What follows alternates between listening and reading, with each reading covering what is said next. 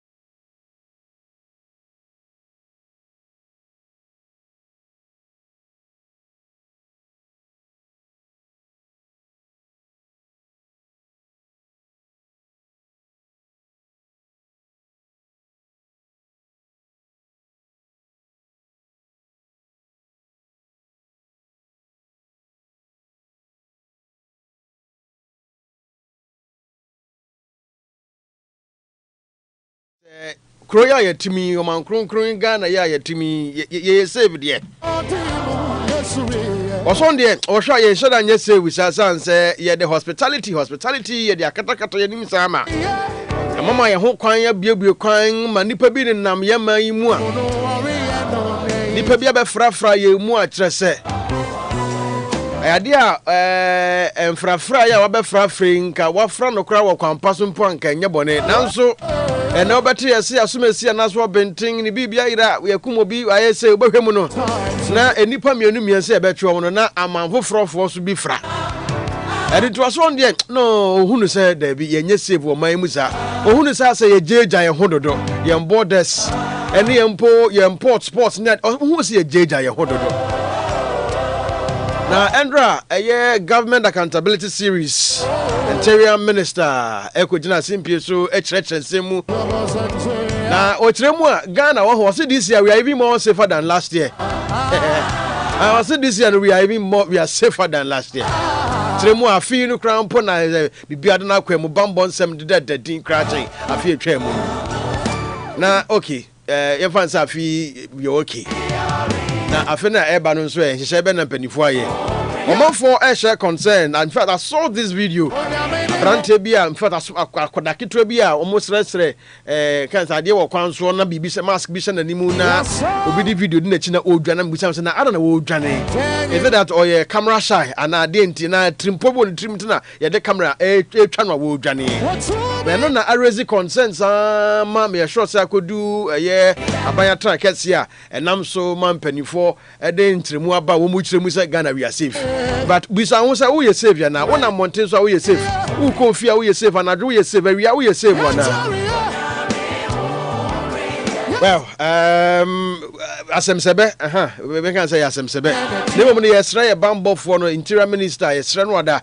E hye bi aso wode hye gu akwan mu na hwe boy on borders na no ne ade ade. Eye ni jefo ye won be malifo ye be ni mofra ye omo sresha ne ma ne omo tonton ne mai. Bo hu obi na your friend the walking more. No kwa ade ba ka bi su no bi kura no bi da na so bi hye na moto tese no mo ne nam sa. Are we safe? Are we safe? Should we be concerned about these people? And I say, well, Ghana, we are a hospitable nation, and it is the nation of the Almighty God. It, you know, oh boy, oh boy, well, finally, now Oman for be pushy, Sahine, on fast, Samijan Fini, go to board, no maker, come on, Mokokotra, Andra, Benefocus, yeah. Apa ya tro no muti o se dia ye dia asa ensanka no emu ya do ni din ya sai enti ne o se famra kwan so na otimi hwe na otimi gine ho free edin sai yenimu enti no yenim edako a wo kosu sensendra nan wasu sensafe na wo ko na wakosu omode a endi yenimu ada.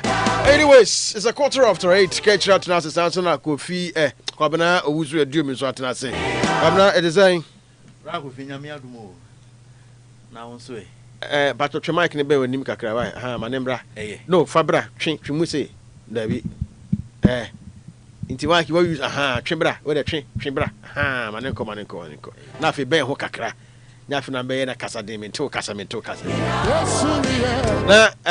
so bibia ye fine bibia ye boko bibia de na kwem kama catch him ache oh yeah as usual you know na mpom de say Nyameatease na o Mike ni yeah.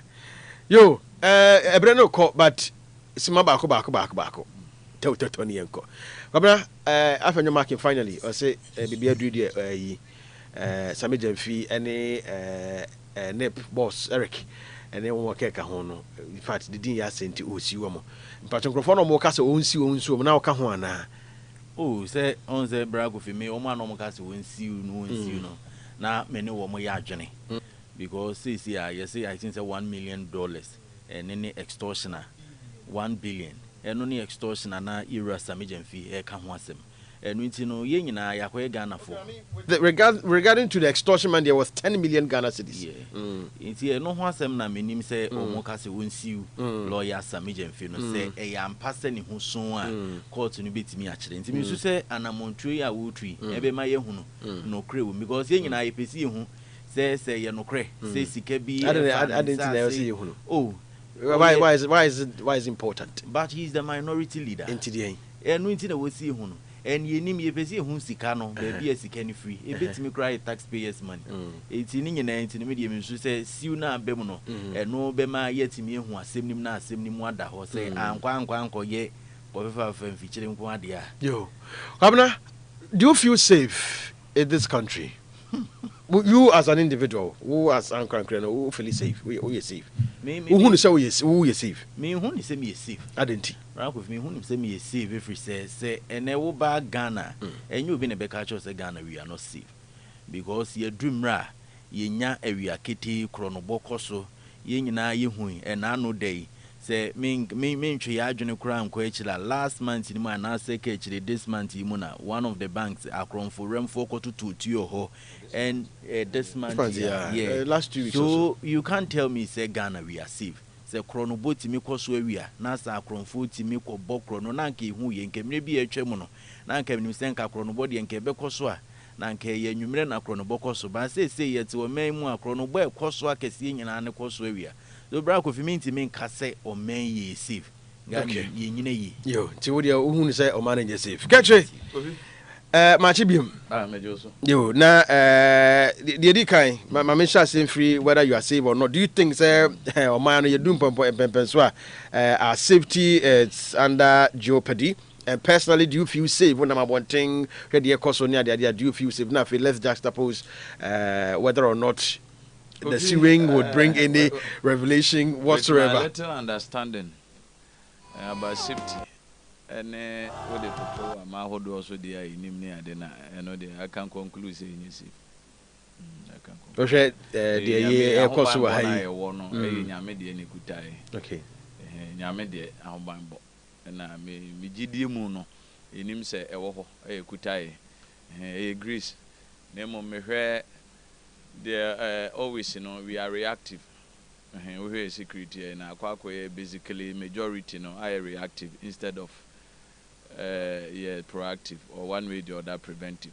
But I don't know so they are proactive and preventive and they are very key.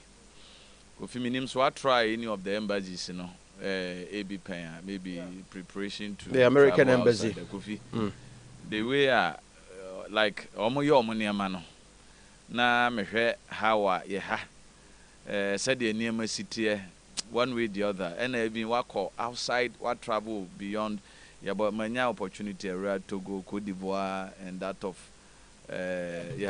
even just here Cote d'Ivoire hey crown you can't joke with security apart from the language barrier no security you realize we are joking, we are jokers and all indication and yes and I believe within the community teaching my more or less a cosmopolitan community whereby a lot of influx other West African commitants any idea a treaty within that Kofi over said the near city no Kofi utum say secret no safety there nyame de na ni kutai na mom se nipa fam dia ye beye se de beto to niam no and blame no untimi mfa mo unyi individual say bi other security agency and say we were but in general no said the see niam no Kofi we are not safe ye try say ade no esiwie ansa na ya hwekwan a ye de befa so and it keeps on recently minimsa the Ghana Police Service omo bom homoding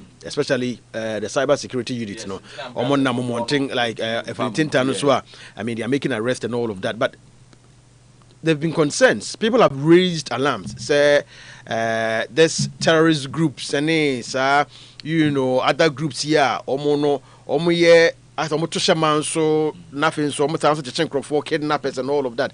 On social media we have seen several Crawford making allegations or making threats and then serving notices say BBC betimi see and then now we see these Nigerians, these Malians, Mofreya omunam kromuni omo through whatever means bomuna omunam kromo eton niema ebi kura ton nro enom ne ade magani so se nem ne ade nansen ka so yese ekoche akwa bi yese eyibi a ombu mo omo de edro no gu form no kire acid pa enom nam mountain so na omo ton and then we seem not to have any kind of saying idea bia about that sound crofo according to Interior Minister yetimi acheche bebre e de omko omukrom and all of that but o share the number of nkrofo enkwala ya we de mall high akra go no bebre and so recently and omo yes operation they are there and all of that are there not security threats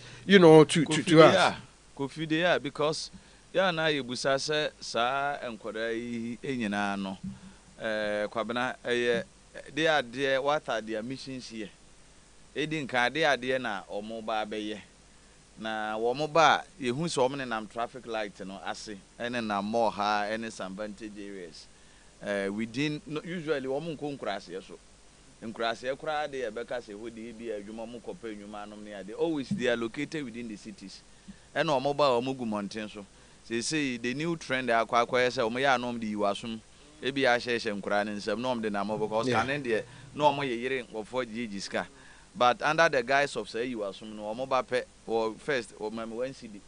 O take come one traffic nyache pet no my baby twa ho ahia or the lecturer we are no ordinance atene na no say mami twikasa no so de ya kire o mu ni nyina me pa chew ne mami one CD come de me no say worse ne de o ma see into they are adapting into our system but let's say what are their missions here?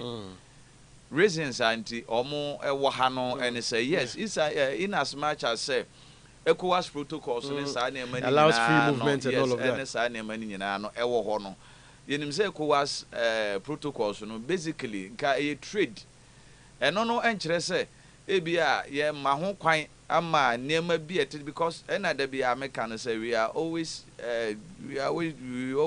yes reactive instead of proactive and preventive no measures no din kan eba no ye twen say ade no ye de ensi ansa They said now if I'm to go by Honorable Muntaka there, and no, you're just a tip of the iceberg. I see actually Omodo Omoko. Kasi ba alabaha. Ene baby to say Aswasi area ho kwetiala ni do say ni ayi nyina no. Eba in the guys say ba aba be faniama e de akọ. But omo ba they are in. Oba nipa ba ko ne ma be num ni ade ka no ho. Mje gina ka num. Ba oba no one be good emfa language no kra nto nchen. Oni baby potia oba. No anse aba be yina de asi. Onyanya nua bi a wote ne kasa ba ko no ka ba ko ne nipa timi e kira ase a. Eno ano no. Or the bontain or the street is so or the street is so welfare how do they eat economy no say na yeso saafo no ye kita ehwe wo me yakura ntimi ye ho wa hu kwabena yakura didi e me ntinge enka say we should prevent them from entering but enim say obi baha you come here for a purpose. Yes, they said the nyina ye tukwan ni ade nyina nyina ye nti Kofi ni nyina nkamfia no ameka say secret because if you kind and we said those days na second kwa ba say almost every part of the country they are there nti omo ba under the guys because say crew from bako ka greater track okowura kan tem ayi say epie mo mutimi nkokon do say child phone no ebi oni ade omo so minimum ade a oton so ko nyame nko a and people are even alleging say these terrorist groups near them, they can even use them to pick information so Kofi, to bring to them and all of that. Most of them run because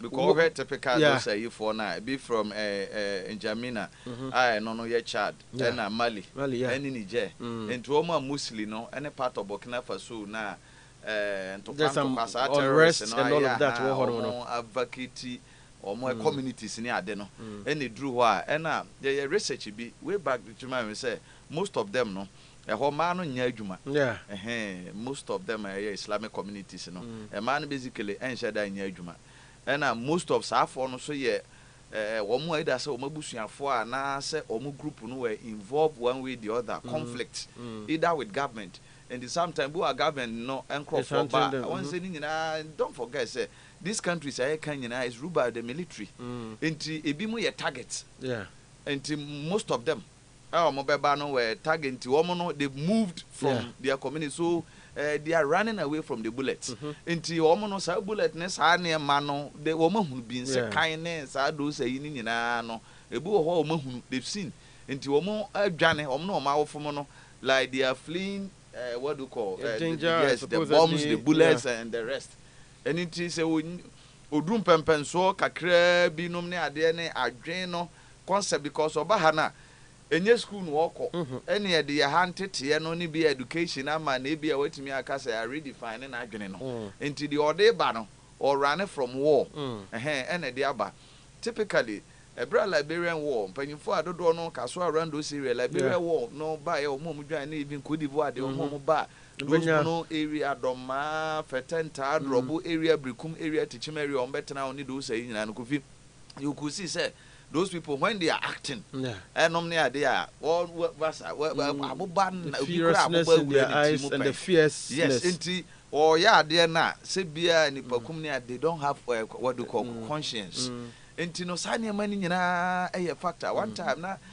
one security expert edin komo and o ka say yes Ghana there adum bi na ekutae and mostly no have no yes terrorists those say we are not their targets they have a mission and Ghana is not their target Nigeria normally other English speaking countries now Boko Haram no omo no intra omo no ye omo within krumafo ya recruit omo omo no basically omo ya pursue their own evil agenda or whatever but now a global village, so yes you don't have to take chance ba more and I will the way your system no so Kofi you see air running no said the show politics and youth no adwene no social media near ma youth ehwe any adwene wom yet Ghana ha na enim Russia dey ko be by previous government we were denying government boy were denying say Ghanaians are not involved near the basis yate SAB mako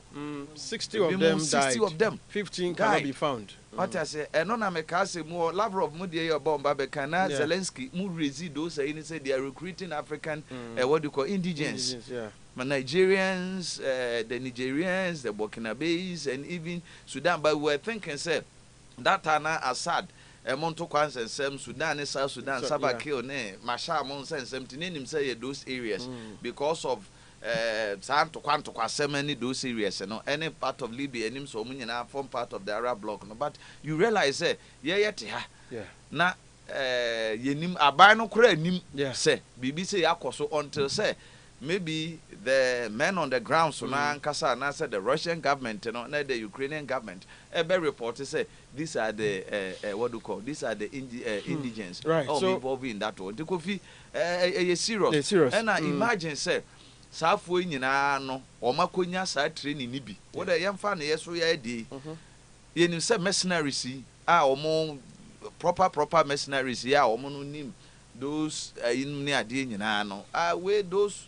I mean, the Soviet trains, we are training women with weapons, how to handle weapons, need those saying, to imagine, say they find their way into the country. Maybe Bukra, yeah, fine, Bukra, or school, or identity, and one way or the other. So, in effect, we are not safe in the country, our borders are porous, and the security agencies resist that concern. Yeah. But Honorable Beba, exactly. And that is the Muguman, Obasquan, Comuche, or more.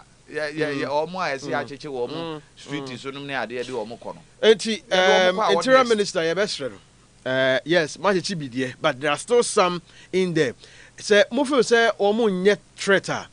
Government should get them. Suddenly, what?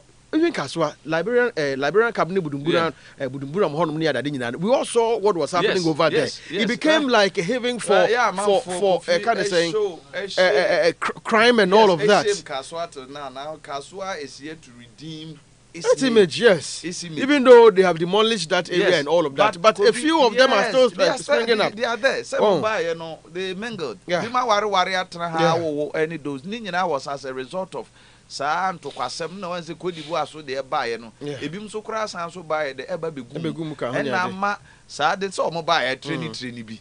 Because some buy no one will be a wood Janiacon. Bimu Akon to Quano, a dear wood one way the other. Into one or Bano, Kofi, a dear now veteran. And Nama up to now, Kaswa, so far. Kofi and serious, yeah. There are certain area who Rahwa, Unkase, a Hono community, no Unkase, a part of Ghana. Because I heard right, catch you there, a Brenutino, young found Kunko, na Yabakoswaka once, and said, statistics now, the Abano, me, he doesn't hold water for me, because we didn't need 900. Now, a Kumasin Crom, we had to do a say, we didn't need 2,000 something, a corner the other day. Oh, I was saying, my neighbor, na 2 sana mono. Na, I mean, whatever diplomatic immigration how much now almost free baby but I just a crowd of Mutonia barrier near the torment Adre would do a firm no more drew cashew period yeah about in the name of Côte d'Ivoire, Yaba, basic, Kilnet, ya Kofi, Côte d'Ivoire, Côte d'Ivoire, Côte d'Ivoire for, and a day, Baby recruit and crop for the Omoko. Now, your borders, so, anyways, serious, Kofi. Anyways, Interior Minister, yes, what my updates need, but you see, the talking sometimes it doesn't tally with the actions on the ground. And to know, let's see more actions. Na yen borders no more almost sure more yen honum no more in the na the resources that they need to be able to work the yen farm more no muntimi and all these illegal immigrants almost fire borders any unapproved router almost remu edi raw man no yen hwe ne insist honum ni na sanse so we do we boss my memfa and to me I said now yen panyim for in the name of trade yeah. The foreigners are taking over. So that na catch us say, and they will share even our pavement. Obohuna, almost phone covers that almost so now they are even taking over our streets. Ghana ha no henya nim say asumdwe wo ha.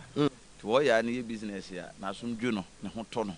pa no ne ade, but let's think other side. Right. Other side of it could be. But catch it. Me sure said by now the papers no be now reported some of the stories are a PM free the accountability series no no you come na mo fa yon kona yenya kakra. Shasie ewo de obokrata no enano pay animu nsem no na ye shasie na ye shasie free de obokrata the chronicle breso sem de obokrata no na ofa de obokrata the chronicle wo de donkuma wo mo ewo mrahye bedwam wo mo ba no da food munyamfo Alexander afenyo marking nimfo nyi da soro ha sa so na chief executive officer good board yera samijemfi wono so emfo nyini edem ewo asia ha na de obokrata the chronicle kenyina ne se was say Yera Fenyomakin was say why you ready pass say no Obeshia office of the special prosecutor Nina ye nano da Yera Samijemfi ye extortion allegation bia wokoka ye efa Yera Fenyomakin no eno ho asem de obokrate ediaba na se woba de obokrate mu asia ha no mu a ene de obokrate se bo amane se MPP wo mo flag bearer ye Dr. Alhaji Mamedu Bawumia ena wono so wode to domkuma wo mo ewo mrashibidwafo enyina enim se wo mo hwe na 1.7 billion US dollar loss eno no good board de ka wo mo boy no wo se wo mo hwe na wo mo ma wo mani eni akiri pe no ho asem so de obokrate ebumu amane na de mediwie mu krakrakra ewo de obokrata the chronicle mu no ena oba amane sesesese wo hwe abenyin hyehyeye ene ani suadi hunu pa wo de atoto akwan mu enam so ama sesei Ghana yen gas ho nsensem no eko new level kra no ho amane bo no so no de obokrata the chronicle de breso sem de obokrata na no pay wo bomu amane na mami free de obokrata the chronicle mu na memfa mani enchire mu ewo the insight de obokrata nim na oba the inside de obokrata nim a ene ebra kofie no adam eye adwumayefo a wo mo ewo National Lottery Authority wo mo te wo mo gu montia na wo mo se wo mo nya adwuma se wo mo hwe kwan ya panyini a woda wo ma no wo de wo mo fa so a ene de obokrata the insight ebo amane se adwumayefo se senkebe ya na nka National Lottery Authority panyimpa a woda no Alhaji Lotto no wo mo se nka Ghana man panyini hwe na panyini onyi no emfiri so na oba de obokrata the insight mu a eye Yera Kwasi Prat en wo sisi wo sense ntwerefo hwe se wo mbema credibility aye adwuma wo mu dwumadi ahodo a wo mu edi enyina mu na Adamos Mining Resource ena wo mu so wo mu ba mane se aban hyehyeye a wodi aba se wo mu license a asoye hwe eye minerals ho wo mu gifri wo mu nsem no on sisi aban ya hye se wo mu license no ye hwe na yensan emfama wo mu na wo mu fiti wo mu dwumadi ase wo mu sesa hyehyeye na Ghana mampanyin di aba no wo mu asomu yi pa na the inside the obokrata no de mediwie mu krakrakra yese krata ye bo amane sesesese ukokopie mu ewo Israel wo mo film festivals ahodo no ene yese wo mo ede ye cultural propaganda eno ho asem no so the obokrata the inside the obokrata no ne nano pay wo bo amane Ofi ye the daybreak the obokrata no so na etwa so na animu ha no krata fa etwa so miensa onyanfo Alexander Afenyo Markins nimfo nyini ewo ha na daybreak de ebo amane sesese de wanya siu na enra nwumre no hu se portals ahodo no bi reported social media so aba se wura samijemfi woni di nkan afi 3 others no joy news ene eye Peace FM nyina ade o maka ho se o mo se papa yi wafa kwati kwan so aye se sori agigi jiska ai namra kwa so di free nkrofo ho and the name se wo benya fever na mo abi ana wo no beboa wo bi ai ni nyina no titi amamra ni nyina yensem ana no da go board mun sensem ko ba wura samijemfi CEO Emma Ghana go board no enso edit to dwa no pa daybreak edi owura Afenyo Markins funyini ato animu aha na Professor Bokwen enso ena ekasa se pensioners domestic any robon holders ni nyina wose wom na wose ye bo ma ba so nemu menye gold board kra na Probokwen nsem ano no so no eka eye ne gold board ne BOG Bambo Ghana mo ensensem eye Kofi ubekai eye domestic ne panes ahodo aba high court abandada ne breso ekokoso ne eurobond no Bokwen emfonyini wo ha a wo se sa ne ma ne koso no pensioners no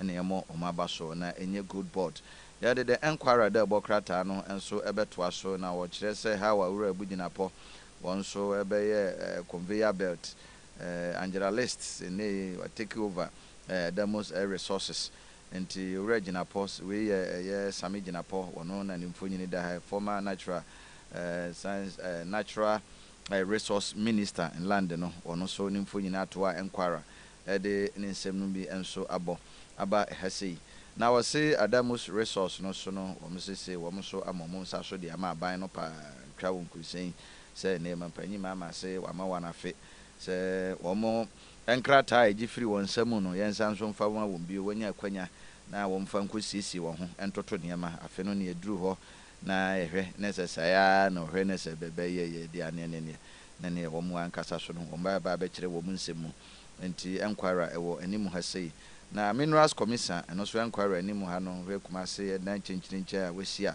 wose na edi omo ankasa ultramodern minerals commission omo office no santemantem ne ohwe a dan fefefefefe kama pa a ne wapa ho ntoma da anim ha sei na ne customs cars ya hodo na Kofi ese ocean no dodo no a yagya ibigu ho ama no so epro na ne nsantwerefo do mani enso akwakodi akire say one of Koto cars ahodo nyina chassis numbers no registration Kofi say no ntwem famu enti dodo na kwakwa ese esi bewie ukɔwe chassis number na ese de registration no ene no boy bra no so akwa mansotwe pa na se wo kwakwa register we de say customer ankasa wo no bo wo hyen na amanfo akototo no enti or the custom chief commissioner enso emfonyini ato ha say acting no Anopa enquirer so de kakra wode ba ye bi enso eno no